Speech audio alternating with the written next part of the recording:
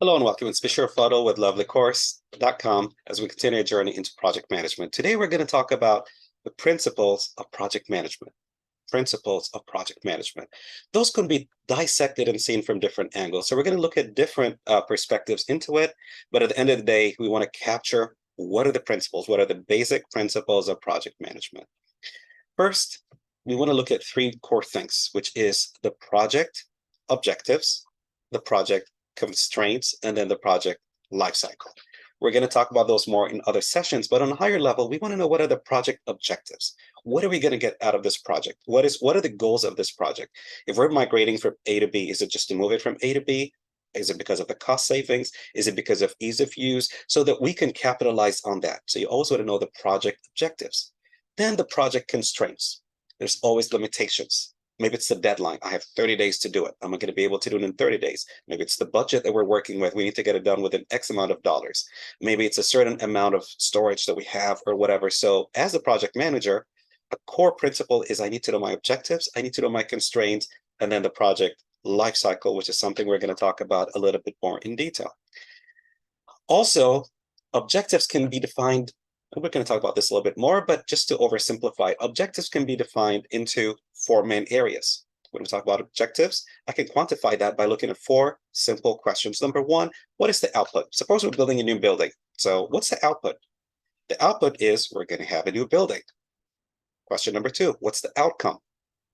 Well, it means that we're going to relocate our staff from this old building to the newer building. So that's the outcome. That's what comes out of it. So the third thing then becomes, what are the benefits of this objective? The benefits are reduced travel, reduced travel and traffic, simplified facilities management, and all the comforts that come with that move. So we have for our objective, we're always going to have outputs, outcomes, benefits, and then number four, which is a core one, is strategic objectives. For example, moving into a new building is going to increase the organizational or the organization share price, for instance. So those are the kind of things that as project managers we're looking into, we're studying.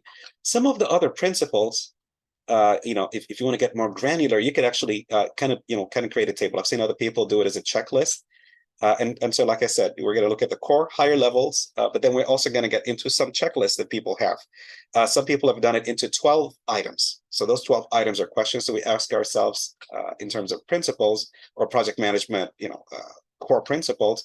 Number one is we need to have well-defined project goals and objectives. Check. Number two, we need to define our deliverables. What exactly are we delivering? Number three, we need to work to create and maintain organizational alignment. That something is not just happening in a tangent, it's happening in coordination with the other teams. I've worked in a project before where people were working in a system, but we're not realizing that single sign-on, for example, for that new platform that was being implemented was required, which means, yes, you can work with this third-party product, but you had to coordinate with your administrators, your server administrators. So they're going to give you access and account access and single sign-on. So this team continued working completely blindly, assuming that they were done, but because they did not coordinate with the other team, things did not finish the way they did, and there was a lot of friction between teams, and so we need to have or work to create and maintain organization alignment. So if I'm working on a project, the third item in my checklist is, am I creating and maintaining organizational alignment where everybody's coordinating together? Number four, we need to have clear team roles and responsibilities. Everybody knows what they're working on, what their expectations are. Number five, we need to create a strategy for initiation and execution. And we're going to elaborate on those a little bit more in terms of initiation of a project and execution and so on. Number six, we need to know numbers, do careful budgeting and scheduling. Do we have a clear budget and how the numbers translate? We're not just going to say this project is going to cost $300,000, but we're going to say, here's the labor, here's the human resources, here's the resources that we're using, in the next 30 days, we're going to use X for 20 hours and X for 60 hours. And here's what their pay is going to be. We're going to need to have access to this, cloud service. And here's how much the subscription and the monthly payment is going to be. Here's, every single resource that needs to be included. It has to be very granular in terms of budgeting and scheduling. Number seven on our checklist, identify priorities and milestones ahead of time. We need to know what's a high priority and what's a low priority so that we're always conquering our high priorities. And of course, our goal is to get all of them done in the same time.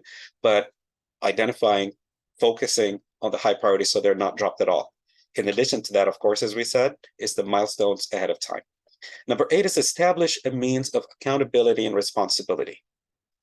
Again, there's different meetings that project managers have, such as a daily stand-up meeting, or depending on how you have it, you might have a platform that you're using, such as Microsoft Project Server, or you might have, Agile and, notifications and automated notifications that are being sent, or meetings that you have. Whatever platform that you have available to you, number 8 on the checklist is establish a means of accountability and responsibility. Number 9 is create a communication plan. Communication could be via email, via daily emails, via things such as Slack and Microsoft Teams and so on, or a collaboration of more than one platform. But you want to make sure that communication is always in there. Transparency is always in there. People are able to see sometimes dashboards and reports through Microsoft Project Server or Jira or even Excel, but people are able to get that information readily and easily to them. Communication. Number 10 is transparency. Transparent. So part of having that proper communication is reporting on it so everybody has clear expectations. It's transparent if we're meeting schedule, if we're ahead of schedule, if we have any roadblocks and challenges, and we're not going to be able to meet our deadline, and not be surprised at the end of the project. And then number 11 is do a risk assessment. Let's see where we might have challenges and roadblocks. And then finally would be monitor and measure our progress.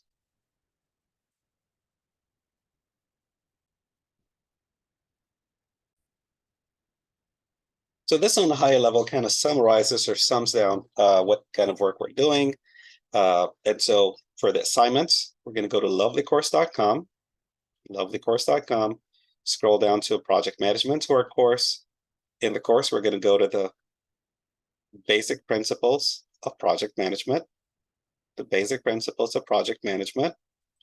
Once you're in there, you log into it, you're going to see the videos available to you. You're going to see the objectives on the different kind of cross sections that people presented. You can study the notes in more detail. You can create your checklist as we've discussed earlier. Once you're done with that, simply scroll down to the end of the course. You're going to find the practice quiz questions for the certification exam, and then you can practice it. If you get the right answer, it's going to auto-correct it and show you the right answer. If you got the wrong answer, it will tell you what the right answer is, and you can take the quiz over and over until you're very comfortable and ready to take your certification. Best of luck, and thank you very much for your time. We hope to see you in the next session. Thank you.